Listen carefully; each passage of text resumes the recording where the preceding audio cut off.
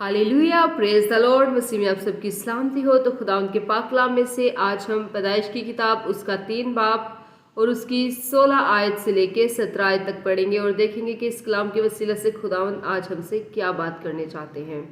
तो खुदा उनके पाक कलाम में यूँ लिखा है, फिर उसने औरत से कहा कि मैं तेरे दर्द हमल को बहुत बढ़ाऊंगा, तू दर्द के साथ बच्चे जनेगी और तेरी रगबत अपने शोहर की तरफ होगी और वो तुझ पर हुकूमत करेगा।